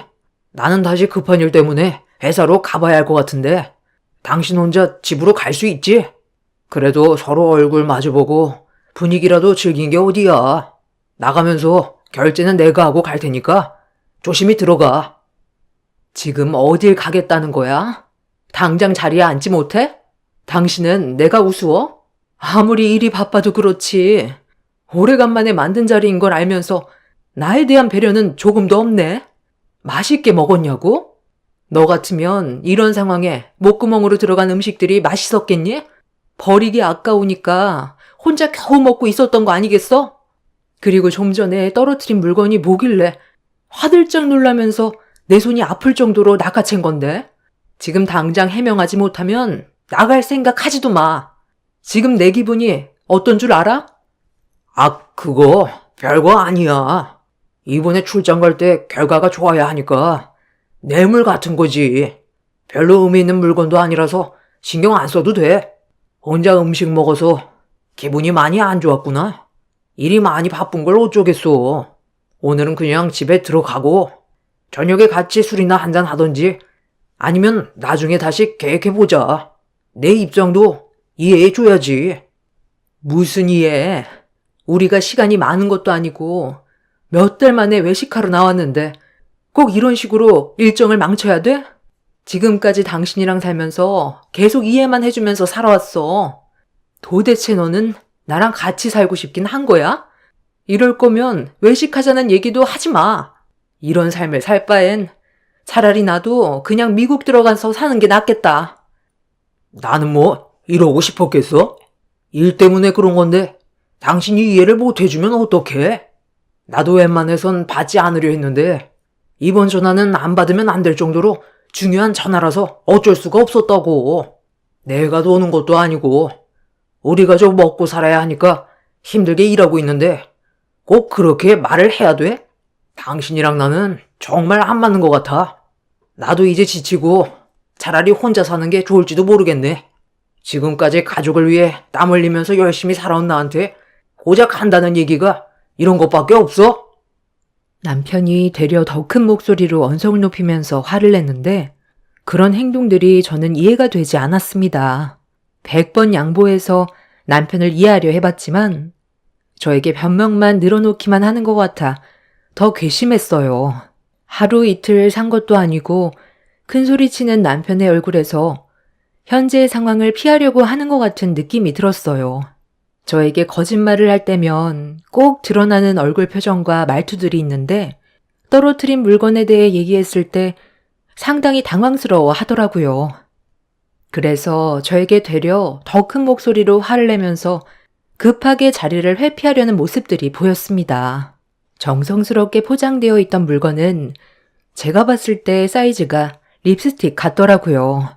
아무리 업무 차원에서 샀다고 하지만 상대가 여자고 립스틱을 선물해준다는 게 상식적으로 좀 이해가 되지 않았습니다. 그리고 그날 남편은 집에 들어오지 않았어요. 저를 조금이라도 생각해줬더라면 늦어도 집에 들어왔겠지만 관계를 회복할 생각이 전혀 없다는 걸 알았을 땐 서운하고 실망스러웠어요. 제가 더 화가 났던 건 레스토랑에서 얼굴을 붉히면서 싸운 이후 전화도 안 받고 문자는 당연히 답장도 없었을 뿐더러 그 후로 집에 일주일 만에 들어왔어요. 그런 행동을 봤을 때 제가 느낄 수 있었던 건 더 이상 남편과 함께하는 시간들이 무의미하다는 거였고 저 말고 다른 여자가 생겼다는 걸 확실하게 직감할 수가 있었습니다. 그동안 무엇을 위해 살아왔나 싶더라고요. 그래도 서로 마음이 맞아 결혼해서 이쁜 딸 하나 잘 키워왔고 성공해서 미국 IT 기업에 취직까지 한 대견한 딸을 보며 지금까지 인생의 행복감을 느끼고 있었는데 이런 모든 삶들이 남편의 행동 하나로 한순간에 무너져 내려 버렸습니다. 들어오자마자 짐은 왜 챙겨? 나랑 먼저 대화부터 해야 되는 거 아니야? 일주일 만에 집에 들어와 놓고 내 얼굴은 아예 볼 생각도 없네. 장기 출장이야. 지금 많이 늦어서 시간 없으니까 말 시키지 마. 어차피 당신이랑 나는 살 만큼 살았잖아. 각자 인생 알아서 살면 되지. 너나 나나 부족한 것도 없잖아. 1시간 내로 기차 타야 되니까 나에 대해 신경 끄고 나 출장 다녀오면 우리 관계 다시 생각해봐야 될 거야. 나는 이미 당신에 대한 마음 정리한 상태야. 그러니까 지금 그 말은 나랑 이혼을 하자는 얘기네? 살 만큼 살았으니까 지긋지긋해서 이혼하겠다는 거잖아. 도대체 그동안 나를 뭘로 생각한 거야? 지금까지 희생만 하고 살아온 나였는데 조금도 불쌍한 감정이 들지가 않아? 우리 딸한테는 뭐라고 그러게? 애비로서 창피하지도 않아? 걔가 받을 상처는 생각 안 해봤어? 잘못한 게 있으면 인정을 하고 관계를 회복하려고 노력을 해야지. 지금처럼 막 나가면 뭐 어쩌자는 거야. 몇 달 전까지만 해도 이 정도까지는 아니었는데 내가 평소에 알던 당신 맞는 거지? 괜히 관계 핑계 대지 말고 솔직하게 얘기해.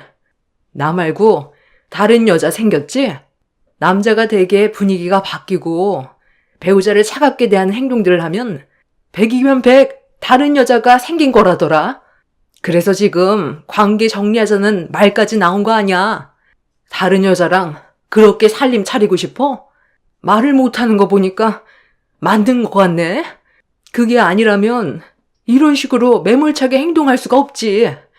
레스토랑에서부터 수상 쩍더니 확실하게 여자가 생긴 게 맞네. 언제부터야? 그냥 솔직하게 얘기해. 네가 원하는 이혼 해줄 테니까 속일 생각하지 말고 그냥 털어놔. 우리가 함께 살아온 시간이 몇 년인데 눈빛만 봐도 웬만한 건 다 알 수 있거든? 내 말 무시하지 말고 대답하라니까. 이혼해 주겠다는데도 왜 말을 못해? 내 몸에 손대지 마. 당신이랑 말도 섞고 싶지 않아. 당신도 나에 대한 마음이 이미 떠난 건 맞잖아. 레스토랑에서 꼭 그런 식으로 말을 했어야 돼? 내가 업무적인 일 때문에 어쩔 수 없었다고 얘기하면 좋게 넘어가면 되지. 상황을 꼭 그렇게 만들었어야 됐냐고. 불쌍해 보여서 밥 한 끼 같이 먹어주려고 데리고 나와준 것만도 감사하게 생각해야지. 아주 남편을 개똥으로 하네. 내가 좋게 해주니까 만만해 보여? 나 출장 다녀오면 서류에 도장 찍을 거니까 준비나 하고 있어. 남편은 캐리어에 짐을 대충 싸고 집 밖으로 뛰쳐나가면서 저한테 마지막 말을 뱉은 한마디가 귀에 꽂히는 순간 모든 감정들이 와르르 무너져 내렸어요. 일주일간 연락이 없었던 건 본인이었으면서 되려 큰소리치는 모습이 어이가 없었습니다. 남편이 바람을 피우고 있다는 걸 다시 한번 확신할 수 있었던 건 특이한 버릇 하나가 있어서 바로 알 수가 있었어요. 평소 대화할 때는 눈도 잘 마주치면서 대화를 이끌어 나가는데 본인이 저한테 무언가 잘못을 했을 경우에는 제 눈을 똑바로 못 보고 계속 회피하는 행동을 자기 자신도 모르게 나타낼 때가 있습니다. 그런 버릇을 알고 있었기 때문에 남편한테 다른 여자가 생겼냐고 다시 물어봤을 때 제 눈을 회피하면서 말을 하지 않는 모습을 보고 확신을 가질 수가 있었습니다. 어떤 정신 나간 여자가 가정에 있는 남자를 건드렸는지 알아야 할 것 같아 지갑만 챙겨 남편의 뒤를 따랐습니다. 그렇게 도착한 곳은 기차역이었고 시계를 보면서 누군가를 기다리고 있는지 한자리에 멈춰서선 주위를 둘러보고 있었어요. 저는 들키지 않으려고 마스크와 모자를 푹 눌러쓴 뒤 멀리에서 남편의 동태를 살피고 있었는데 잠시 뒤 충격적인 장면이 눈에 들어왔어요. 멀리에서 제 또래로 보이는 한껏 꾸민 한 여자가 남자에게 다가와 팔짱을 끼는데 그 옆에 제 딸과 비슷한 또래의 여자도 함께 있었어요. 눈앞에 펼쳐진 상황들이 이해가 되지 않았던 저는 조금 더 가까이 다가가 남편 놈과 두 모녀의 행동들을 유심히 지켜보면서 사진으로 증거물을 남기기 시작했어요. 온몸이 떨려왔고 제 눈에 펼쳐진 충격적인 광경을 도저히 믿을 수 없었는데 남편의 얼굴은 저를 대할 때와는 정반대의 모습을 보여주고 있었습니다. 당장이라도 달려가서 남편과 옆에 있던 모녀의 머리채를 잡아 버리고 싶었지만 두 번은 없을 기회를 놓치고 싶지 않아 모든 걸 확실히 해야 했어요. 기차표를 끄는 남편과 같은 목적지의 표를 끄는 뒤 기차에 올라탔는데 남편과 함께 올라탄 여자와의 대화를 뒷칸에 앉아 듣게 되었고 기가 막힌 두 연놈들의 계획에 분노가 치밀어 올랐습니다. 자기가 알아서 다 한다고 했으니까 아무것도 준비하지 않고 우리는 몸만 들어가면 되는 거지? 내가 지금까지 버티고 살아온 게 자기를 만나려고 그랬던 거 아니겠어? 나야말로 함께 해줘서 고맙지. 당신이랑 내가 미국에서 처음 만났을 때 주고받았던 눈빛을 아직까지 잊을 수가 없다니까. 당신과 마주하는 순간부터 우리는 운명이라는 걸 느낄 수가 있었어. 하필 그곳에서 같은 국적 사람을 만날지 누가 알았겠어. 그래서 내가 먼저 연락처를 건네줬잖아. 당신은 나에 대한 감정이 없을 줄 알았는데 연락이 왔을 때 얼마나 놀랬는지 알아? 에휴, 나도 아직 시집 안 간 딸이 있으니까 신중할 수밖에 없었는데 자기가 나한테 연락처를 건네주면서 내 손을 잡았잖아. 그 채취를 한국에 와서도 잊지 못하겠더라고. 그래서 다시 연락했던 거고 아주 잘한 선택이었지 뭐. 자기가 나랑 내 딸을 친자식처럼 챙겨주고 사랑해줘서 믿고 따라가기로 결정을 했던 건데 지금 상황이 많이 안 좋아? 원래 헤어짐이 쉽진 않지만 그렇다고 자기가 이혼 안 해주면 어쩔 건데? 당신이랑 만나기 전에 집에서 한바탕 하고 왔어. 아마 집사람도 마음이 오늘로써 완전히 접혔을 거야. 서류에 도장만 찍으면 남인데 뭐하러 미련을 둬? 앞으로 남은 인생 당신과 나만 생각하면 되는 거야. 지금 내가 살고 있는 집이 18억 정도 되거든? 내가 집사람과 이혼하고 당신이 내 정식 부인이 되는 순간 당신 이름으로 명의 이전해 줄게. 그러니 걱정하지 말고 나만 믿고 기다려주면 돼. 우리 민영이한테 불안해하고 있는 엄마 앞으로 잘 좀 챙겨달라는 의미에서 아저씨가 용돈 좀 줄까? 민영이가 엄마와의 관계를 허락해줘서 좋은 관계로까지 발전할 수 있게 해줬는데 이 정도는 줘야지. 오늘 여행이 즐거웠으면 좋겠고 앞으로도 이런 시간 자주 보낼 테니 잘 살아보자. 어머, 이 돈 제가 받아도 되는 거예요? 이게 얼마야? 500만 원이나 되는데 너무 무리하신 거 아니에요? 이 돈 금액이 너무 커서 받지 못할 것 같아요. 괜찮아. 이런 말 하기 좀 그렇지만 나 돈 쓸 만큼은 충분히 있으니까 걱정하지 말고 부족하면 또 얘기해. 앞으로 민영이는 내 딸인데 이 정도는 당연하게 해줘야지. 나는 자기를 만난 게 축복인 것 같아. 그동안 정말 힘들게 살아왔었는데 앞으로는 나도 행복해지고 싶어. 우리 평생 함께 할 수 있는 거지? 아, 당연하지. 조만간 좋은 소식 들려줄 테니까 힘들더라도 그때까지만 참고 있어봐. 지금 살고 있는 집 둘이 살기에 불편한 건 없지?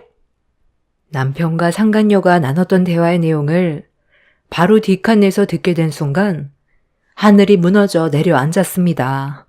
바람을 피우고 있다고 어느 정도 예상은 하고 있었지만 이 정도로 일을 크게 벌여놓을 거라곤 정말 상상조차 하지 못했어요. 너무 큰 충격을 받아 핸드폰의 녹음 기능을 켜둔 채 쥐고 있던 제 손이 떨려왔고 눈물이 왈칵 쏟아졌는데 핸드폰에 전화가 울려 급하게 화장실로 달려가 전화를 받았습니다. 남편의 대책 없는 행동에 충격을 받아 딸이 미국에서 집에 온다는 걸 깜빡하고 있던 거였죠. 딸과 통화를 하기 위해 심호흡을 한번 하고 전화를 받았지만 딸의 목소리를 듣는 순간 참아왔던 눈물이 왈칵 쏟아져 버렸습니다. 딸은 제가 오열을 하는 목소리에 많이 불안했는지 무슨 일이 있냐고 물어보는 말에 어떻게 대답을 해야 될지 모르겠더라고요. 딸에게도 상처를 주고 싶지 않았지만 딸도 이 사실을 결국 알게 될 수밖에 없는 상황이었어요. 그렇게 한번 눈물을 쏟아내니 어느 정도 마음을 진정시킬 수가 있었고 딸에게 제가 겪은 모든 사실을 설명해 주었습니다. 미국에서 잠깐 돌아온 딸에게 이런 안 좋은 사실을 알리고 싶지 않았지만 계속 숨기는 것도 아닌 것 같아 솔직하게 털어놨어요. 제 딸도 처음엔 많이 놀란 듯 보였으나 침착하게 제가 현재 겪고 있는 상황에서 최대한 많은 증거물을 남긴 뒤 일단 집으로 오는 게 좋을 것 같다고 설명해 주었습니다. 그렇게 딸과의 통화를 끝낸 뒤 다시 자리로 돌아와 앉았는데 누가 봐도 남편과 상간녀 모녀는 가족이나 다름없었어요. 웃음이 끊이지 않았고 남편은 그 여자와 함께하는 게 진심으로 행복해 보였습니다. 달리는 기차 안에서 반대편 칸에 있는 남편은 상간녀와 좋은 시간을 보내고 있었고 반대편 칸에 있던 저는 마음이 갈기갈기 찢어져 계속해서 눈물을 쏟아내고 있었는데 그동안 내 가족을 지키기 위해 열심히 살아온 내 희생이 한순간에 무너져 내리는 모습을 바로 앞에서 지켜보게 되니 더는 참을 수가 없겠더라고요. 남편과 상간녀의 웃음소리를 더는 듣고 싶지가 않았습니다. 증거물만 가지고 조용히 집으로 와서 딸과 함께 해결 방법을 찾자는 말을 듣지 않고 자리에서 벌떡 일어나 앞뒤 가리지 않고 상간녀의 머리채를 순식간에 잡아 버렸습니다.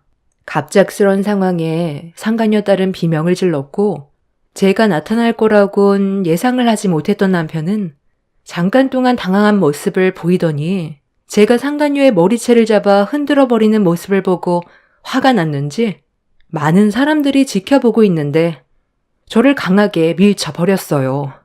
남편의 힘에 주저앉아 버린 저는 다시 상간녀에게 달려들려고 했는데 넘어지면서 발목이 삐끗했는지 일어나지를 못하겠더라고요.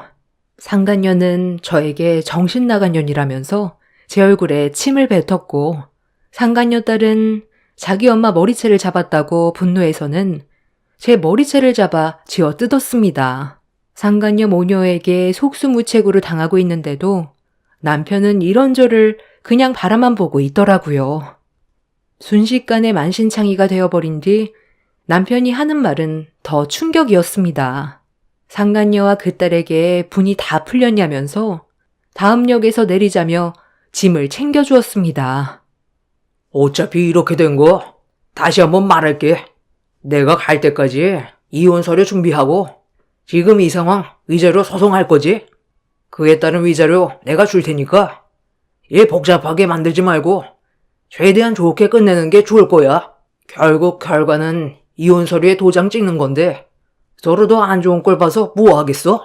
여기는 어떻게 쫓아왔는지 모르겠지만 네가 뒤나 캐고 다니는 그런 여자인 줄 정말 꿈에도 몰랐다. 도대체 언제까지 나한테 실망을 안겨줄 거야? 이제 없는 정도 떨어져서 미련 없이 끝낼 수 있겠어? 설마 했는데 어떻게 나한테 이럴 수 있어?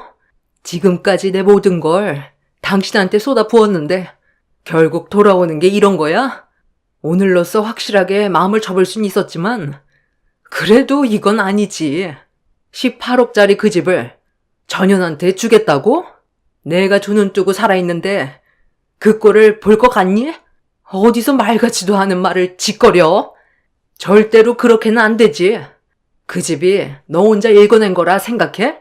어차피 이렇게 된 거 법대로 할 거고 너랑 전현들 추락시킬 거니까 그런 줄 알아.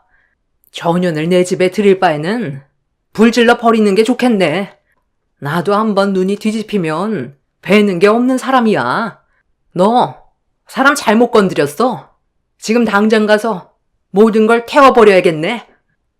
어머머머, 저 여자 정말 미쳤나 봐. 아니 18억짜리 아파트를 불질러 버리겠대. 자기야, 말려야 되는 거 아니야? 저 여자 지금 눈에 뵈는 게 없어 보이는데? 미쳐서 날뛰는 사람 말을 믿어? 쓸데없는 짓 하지 말고 위자료나 챙겨줄 테니까 그만 추태 부리고 우리 관계 정리하는 걸로 해. 더 안 좋은 모습 보여봤자 상처받게 더 받아. 저는 남편의 말을 더 이상 듣지 않은 채 힘겹게 자리에서 일어나 다음 역에서 내렸습니다. 남편과 상간모녀는 집이 불타버릴까봐 불안했는지 저를 뒤따라와 말리는데 남편의 손을 뿌리친 뒤 쫄뚝거리면서 기차역에서 나가려는 순간 남편이 저를 돌려 세워 조금의 망설임도 없이 뺨을 올려치길래 저도 있는 힘껏 남편의 뺨을 올려쳐 버렸습니다. 그렇게 몇 번이나 서로의 뺨을 주고받게 되자 조금의 미안함은 있었는지 손을 멈추더라고요. 제 얼굴만한 손으로 남편에게 뺨을 맞았기 때문에 한쪽 볼이 퉁퉁 부은 상태로 눈물을 흘리면서 노려보고 있자 남편은 손을 내렸습니다. 좋게 해결보자고 저에게 부탁했지만 이미 그 말을 들어주기에는 제가 받은 상처가 너무 컸어요. 저는 있는 힘껏 남편의 뺨에 손을 한 번 더 올린 뒤 뒤를 돌아 택시에 올라탄 뒤 집으로 향했습니다. 남편과 상간모녀는 제가 정상이 아니라는 걸 알곤 많이 불안했는지 택시를 타고 제 뒤를 따라오더군요. 그렇게 한참을 달려 다시 집으로 들어오자마자 남편이 두 모녀와 급하게 뒤따라 들어와 제가 아무 짓도 하지 못하게 말리기 시작했고 비명을 지르면서 남편의 뺨을 뿌리치려 하자 저에게 소리를 질렀습니다. 아 진짜? 이런다고 네가 얻는 게 뭐야? 어차피 우리 관계 끝났는데 그냥 좋게 갈라서면 되지. 수지한테는 상처 안 받게 당신이 잘 설명할 거 아니야? 계속 이런 식으로 하면 나도 좋게 해결해 줄 수 없어. 한 번만 더 이상한 짓 하면 그냥 몸만 나가게 할 줄 알아? 이 아파트 가격이 얼마인지 몰라서 그래? 전재산이 아파트에 들어가 있는 걸 알면서 왜 일을 더 안 좋게 만들어? 위자료 받고 좋게 해결 보자고. 그래도 그동안 함께 해온 세월이 있기 때문에 배려 많이 해주는 거야. 자기야, 한 푼도 주지 마. 저런 년한테 주는 돈이 아깝다. 나랑 민영이가 먹고 살기에도 부족한데 뭐하러 돈을 쥐어줘? 제정신도 아닌 것 같은데 그냥 정신병원에 보내버려. 야, 너 때문에 오늘 일정 다 망쳤잖아. 즐거운 여행길이 될 수 있었는데 뭘 확인할 게 있다고 따라와서 이런 사달을 만들어? 저런 아줌마랑 지금까지 살아왔다는 게 정말 대단한 것 같아요. 새아빠가 우리 엄마 만나길 천만 다행이네. 더 살았다간 새아빠도 정신이 이상해졌을 거야. 이왕 이렇게 된 거 당장 내쳐버리고 현관문 비밀번호 바꿔버려요. 저런 아줌마는 무슨 돌발 행동을 할지 모른다니까. 괜히 피해봐서 좋을 거 없잖아요. 연병들하고 자빠졌네.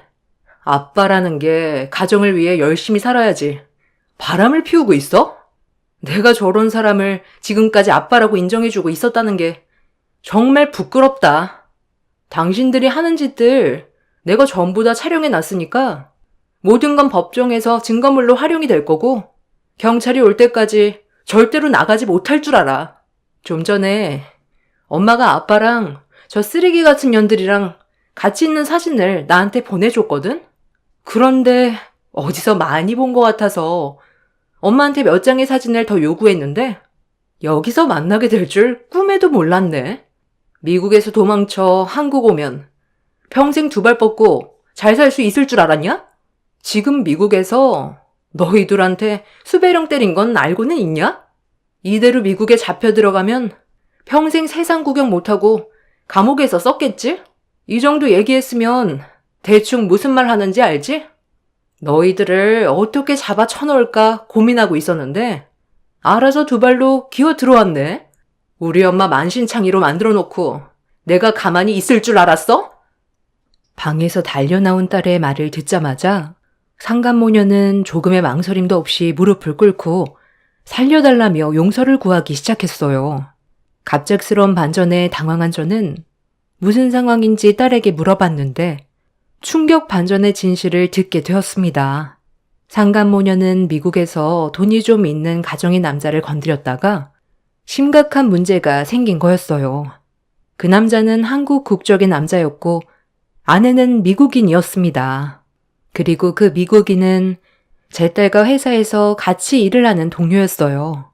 상간녀 딸이 그 남자가 돈이 많다는 걸 알고 접근을 했는데 뛰어난 언변과 한국 여자라서 말도 잘 통하다 보니 가정이 있는 남자의 마음을 쉽게 빼앗을 수 있었습니다.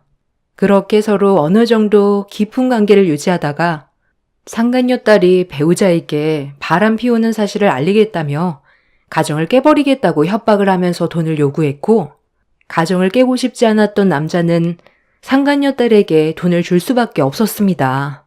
이런 식으로 꽤 여러 남자들에게 접근을 해서 돈을 뜯어내다가 제 딸의 동료 직원이 이 사실을 알게 된 거였고, 한바탕 난리가 났었는데 상간녀의 딸이 홧김에 집에 불을 질러버린 뒤 한국으로 도망을 친 거였어요. 그리고 이 사건이 터지기 전에 저희 부부가 딸을 보기 위해 미국에 갔고 상간녀가 남편과 눈이 맞았던 거였죠. 한국으로 도망온 상간모녀는 숨을 곳이 필요해 남편이 건넨 연락처로 연락을 하게 되었고 그렇게 또 다른 만남이 시작된 거였습니다. 정말 다행히도 딸과 함께 일하던 동료 직원의 아이들은 크게 다치지 않았지만 배우자였던 남자는 아이들과 자기 마누라를 지키려다가 불길에 휩싸여 빠져나오지 못하는 불행한 일을 맞이하게 된 거였어요. 상간녀 딸이 도망쳐 나오는 모습이 CCTV에 고스란히 찍혀 있었고 수배를 했지만 몽타주만 알고 있을 뿐 찾기에는 어려운 상황이었는데 예상치 못한 상황에서 상간 모녀를 찾게 됐던 겁니다. 두 모녀는 미국에서 절대로 처벌받지 않겠다고 난리를 치며 집 밖으로 나가려 했지만 제 딸은 두 모녀를 나가지 못하게 발길질을 하며 막아섰어요. 남편은 전혀 예상치 못한 말들을 들어서 충격에 빠진 상황이었죠. 상간녀는 자신이 가지고 있는 전 재산을 주겠다면서 가방에 있던 통장을 꺼내 저에게 던져 주었습니다. 그리곤 비밀번호까지 알려주며 살려달라고 애원했지만 때마침 경찰들이 들어오면서 두 모녀는 붙잡히게 되었네요. 결국 두 모녀는 한국 국적을 가지고 있지만 미국에서 범행을 일으켰던 상황이라 미국에 소환돼 처벌을 받을 수밖에 없었어요. 그리고 남편은 자기를 이용하기 위한 수단이었다는 사실을 뒤늦게 알게 되면서 저에게 용서를 구했지만 저와 제 딸이 받았던 상처가 너무 컸었기 때문에 조금의 망설임도 없이 이혼을 선택하게 되었어요. 그렇게 남편에게 위자료와 재산을 받은 뒤 지금은 미국에서 딸과 함께 살고 있습니다. 그리고 상간모녀는 미국 법령으로 죄질이 무거워 징역 80년형을 받게 되었고 평생 세상의 빛을 볼 수 없이 감옥에서 썩어야 되는 처지가 되어버렸어요.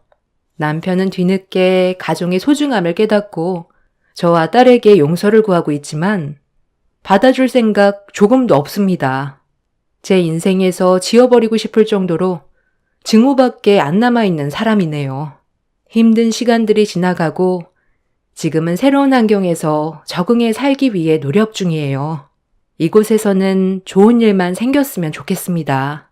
제 기가 막힌 사연 들어주신 분들 감사합니다.